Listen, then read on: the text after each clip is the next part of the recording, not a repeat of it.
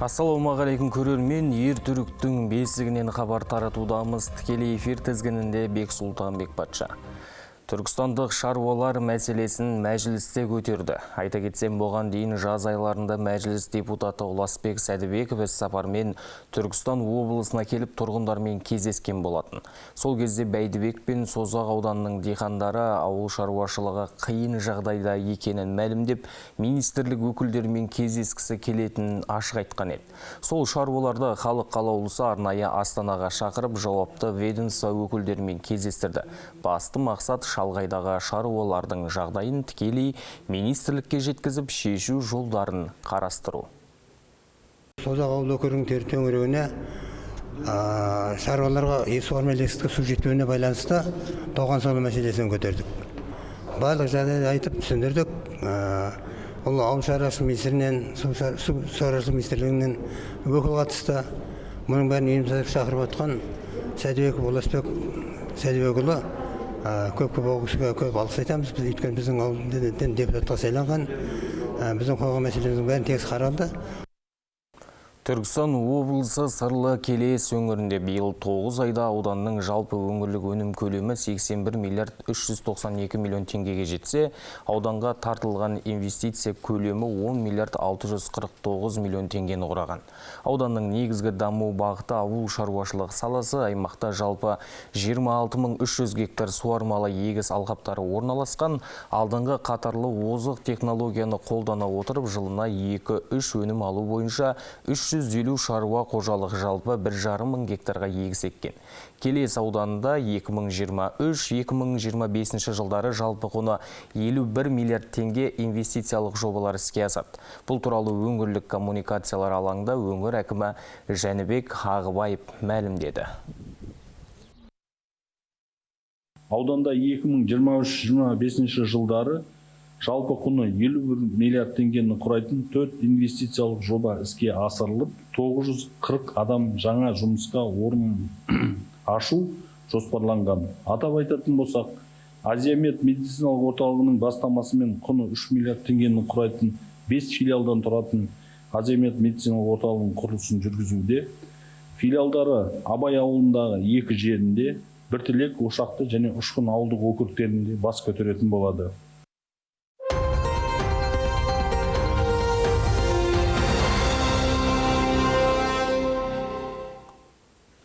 2 ай ішінде 18 аймақта турнир өткізіп, ала тақта үздіктерін анықтайтын шахмат керуені еліміздің рухани астанасы Түркістанға келіп тоқтаған болатын. Логиканы шыңдайтын зияткерлік ойынның үздіктері анықталатын кезде келіп жетті. Кіл мықтыдан кім мықты шыққанын білу үшін біз дәл қазір оқиға ортасында жүрген тілшімізге кезек берсек, Айдана, эфирдесің, өзің баяндап берсің. Айдана?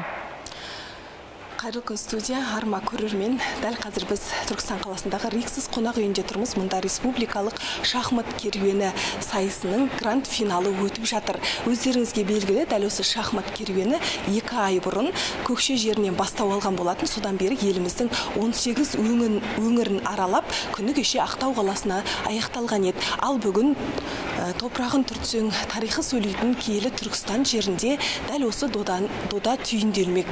Бұған еліміздің түкпір-түкпірінен жиналған 60-қа жуық ойыншы жұп-жұп болып сайысып жатыр.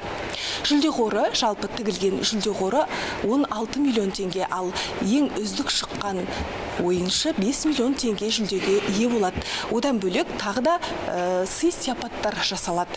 Ал мұнда жас ерекшеліктері қарастырылмаған, яғни үлкен де, кіші де ойнай береді. Барлығы да әуесқой ойыншылар, ал жасөспірімдер арасында, әйелдер мен ардагерлер арасында үздік ойын көрсеткен шахматшылар қаржылай сертификаттарға ие болады. Мұндағы ойынға, әр ойынға 5 минут регламент бекітілген, одан бөлек әр жүріске 3 секундтан қосылып отырады. қорытынды кешке белгіленіп, нағыз үздіктер дәл осы сахнада марапатталмақ. Ал енді қазір мынау ой жарыстырып жатқан ой зергерлеріне кедергі жасамауымыз керек болып тұр. Мейлінше тыныштық сақтау керек. Сондықтан әзірге біздегі қысқаша ақпарат осылай. Кім жеңімпаз атанды, кім ең үздік әуесқой шахматшы атанды, оны кешкі жаңалықтардан бірге көрейік. Әріптестер. Құнды ақпаратың үшін рахмет Айдана. Біз хабарымызды жалғастырамыз. Елімізде жылыту маусымы басталғалы 25 қайғылы жағдай болып үлгерді. Оның тең жартысы газдан улану. Ал облыста 4 адам көгілдір отынан уланып, бір жасөспірім бала қайтыс болды. Оларға негізгі себеп қауіпсіздік шараларын сақтамау. Енді өңірдің түкпір-түкпірінде өрт профилактикалық жұмыстары жүргізілуде. Күні кеше Кентау қаласы газ инспекциясы Шоқан Уәлиханов көшесіндегі көп қабатты үйлердің газ құбырларын тексеріп, тұрғындарға қауіпсіздік шараларын түсіндірді. Оларға үйлеріндегі орнатылған улы газ датчиктерінің жұмысқа жарамдылығын анықтауға үйретті. Сонымен қатар электр жабдықтарын пайдалану, балалардың терезеден құлап кету жайттерін болдырмау мақсатында үгіт-насихат жұмыстары жүргізілді. Ол рейдтік шарада қаладағы қатты отынмен жылытылатын үйлерде және газбен жылытылатын үйлерде қарапайым қауіпсіздік ережелерін сақтап, осы іс-шараларды орындау бойынша бүгінгі іс-шараға жиналып отыр. Тиісті мекемелер, құзырлы органдар жиналып отыр. Түркістандық оқушы қыз жылыжайда ерекше гүл түрлерін жерсіндіруде. 9-шы сыныпта оқитын Айкөркем Данабек зерттеу жұмыстарын жүргізіп, ғылыми жоба жазуды да қолға алған. Кішкентайынан өсімдік бақтауға жаны құштар кішкентай қыз болашақта биолог болуды армандайды. Айкөркем Данабек Келес ауданындағы нөмірі 11-ші жолбасшы жалпы орта мектебінің 9-шы сынып оқушысы. Гүл өсіруге деген әуестігі анасынан дарыған. Қазіргі таңда кішкентай биолог арнайы жылыжайда үй гүлдерінің 10-ға жуық түрін өсіруде. Менің арманым осы гүлдерді көбейтіп, өсіріп, табиғатқа пайдам тисе деймін. Жаратылыстану бағытын таңдаймын. Биология, химия пәндерін таңдап, биолог болғым келеді. Оқуда да озат оқушы гүл өсірудің тың әдіс тәсілдерін меңгергісі келеді. Қазіргі таңда биология пәні мұғалімінің жетекшілігімен арнайы ғылыми зерттеу жұмыстарын жүргізуде. Жамбыл облысына барғам, Тараз қаласына. Сол жерде жылыжайдағы бақтарды көріп, өте таңғалып, ол келешекте осыған өзімнің оқушыларын тартсам екен деген ойда болдық. Одан кейін барып, былтыр Түркістан облысында үлкен семинар болды. Семинарда жердің, яғни экологияның қазіргі уақытта бұзылып бара жатуына байланысты жаңағы жерсіндірілетін өсімдіктерді қолға алу, жылыжайда гүлдерді өсіру және де су буымен гүлдердің тамырын жетілдіру арқылы семинарлар өтті. Осы семинар арқылы қызыға отырып, жаңағы оқушыны осы іске бауладым. Гүл өсіру ертеден келе жатқан шаруашылықтың әдемі саласы. Қазіргі таңда шаруашылықтың бұл түрі әлемде қарқынды дамып келе жатыр. Еңбекқор қыз гүл өсіруге кем дегенде жарты жыл уақыт кететінін айтады. Алдағы уақытта Айкөркем достарын да гүл өсіру ісіне тартып, өз тәжірибесімен бөліспек. Назым Қайратқызы, Нұрсұлтан Ескендір, Түркістан 24. Түркістандағы мал базар нағыз сауданың қазатын орны. Әр жексенбі онда адамның көптігінен аяқ басар жер қалмайды. Базардағы тіршілігі қайнаған уақытта әріптесім арнайы барып, оның тынысымен танысып айтқан еді.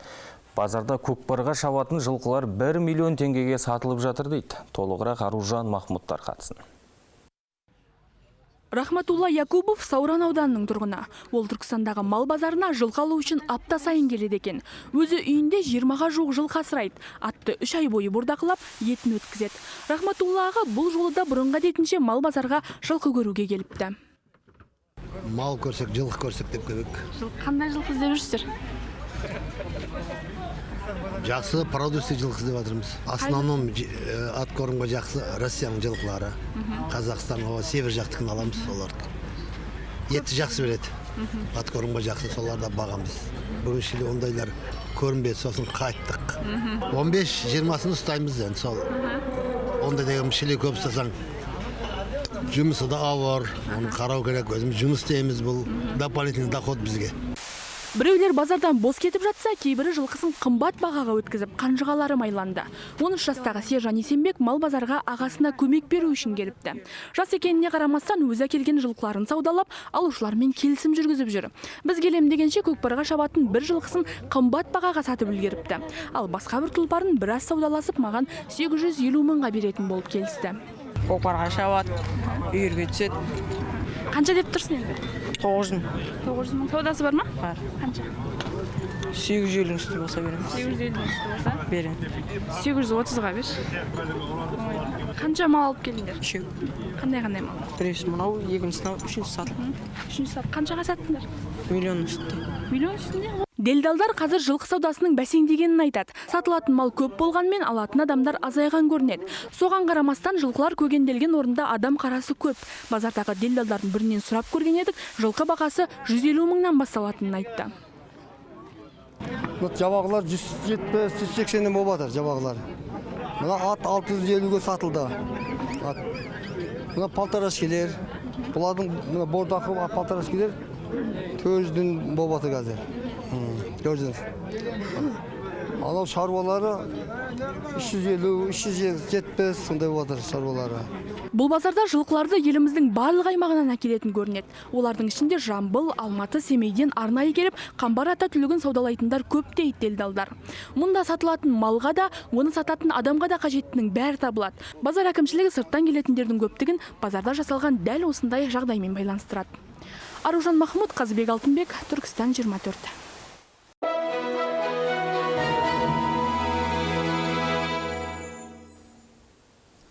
Райымбек Фест бірінші республикалық театр фестивалі жалғасуда. Түркістан облысының әкімдігінің қолдауымен облыстық мәдениет және туризм басқармасының ұйымдастыруымен өтетін сайыстың талаптары мен шарттарына сәйкес фестивальге тек кәсіби театрлар қатысып жатыр. Еліміздің 11 өңірінен жиналған театр ұжымдары өздерінің үздік қойылымдарын көрермен назарына ұсыну үстінде толығырақ тілші тарқатсын. Райымбек Фест фестивалінің екінші күні сәтті түрде өз мәресіне жетті. Көрермен назарына еліміздің әр өңірінен келген өнерпаздар үздік қойылымдарын қойып халықтың ыстық қошеметіне бөленді. Солардың бірі Талдықорғандық Бекен Римова атындағы драма театры. Ұжым мұғалім қойылымын сахналады. Бізге мына мұғалім қойылымы Данияр Базарқұловтың қойылған қойылымы. Осы биылда біздің репертуарымызға енді жалпы мынау мектеп жасындағы оқушыларға, жаңағы ұстаздарға бір өтетін бір спектакльдер болып жатыр бізге. Сонымен осы фестивальға келген жайымыз бар. Ерболдың рөлін ойнадым. Бұл енді Ербол жаңағы өзінің сынып жетекшісіне ғашық болған оқушы.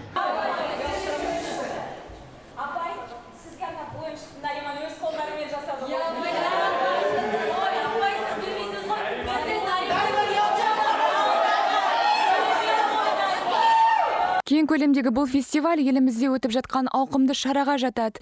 Өркениеттің өзегін өнерден іздейтін түркістандықтар мен қала қонақтары күн сайын фестивальге барып керемет көңіл күймен қайтуда. Республикалық фестиваль болғандықтан мен өте қуаныштымын. Мен өзім Райымбек Сейтметов театрының мұражай қызметкерімін. Бұл кісінің 85 жылдығын дәріптеу біз үшін үлкен өте қуанышты, көңіл толарлықтай қуанышты сәт.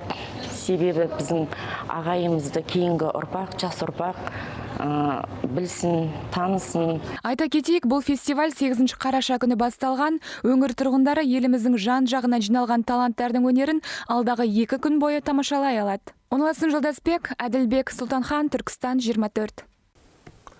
Күлдіре білу өнер, күле білу өмір. Оспанхан Әубәкіровтің осы бір қанатты сөзін өмірлік ұстаным еткен Алаштың аяулы азаматы сатираның саңлағы Көпен Әмірбек өмірден өткелі бір жыл.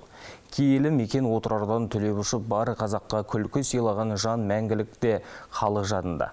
Туған жерінде өткен еске алу кешіне арнайы әріптесінде барып қайтқан болатын. Сюжетке үңілсек. Бала күнінен асқан зерек, ерекше кітап құмар болған Көпен жайлы ауылдастары ыстық естеліктермен бөлісті. Ешқандай жоғарғы білімі болмай жатып ақ, жергілікті басылым беттерінде мақалалары жарық көрген жас таланттың болашағына әкесі ерекше сенім білдірген екен. Әкенің ақ батасы, ананың ақ сүтімен келген қасиеті Көпенді көпке сүйікті етті.